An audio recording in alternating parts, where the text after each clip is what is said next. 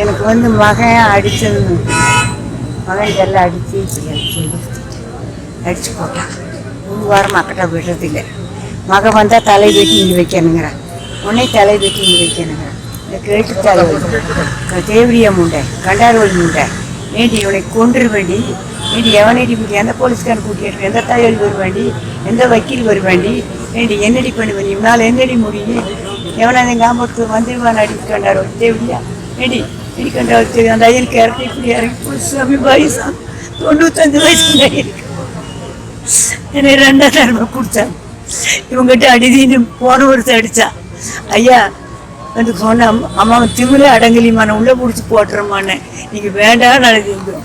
இன்னைக்கு ஐயா கிட்ட போனால் ஐயா திட்டு வர நீங்கள் போனா அங்கே இப்படி எல்லாம் என்னை துன்படுத்தி காலு பரவட்டம்.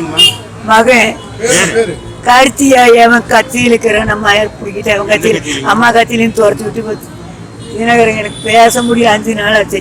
நாங்கள் சாப்பிட்டு 5 நாள் ஆச்சு. ரெண்டு என் பிள்ளை சோறு கொண்டாந்து கொடுத்து கழுத்தை வெட்டி இங்கே வச்சிருவோம்.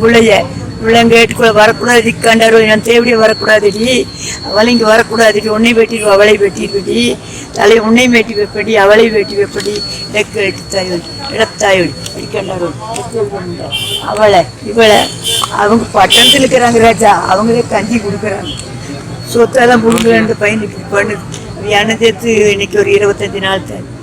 ஐயோ அந்த பையனுக்கு கொடுக்க வேண்டி கண்டாரோடி தேவடியா 4 ஆளை கூட்டிகிட்டு வந்தா. சரி அப்படியே குடிச்சிருந்தேன். அதுவும் ஒத்துக்கிட்டேன்.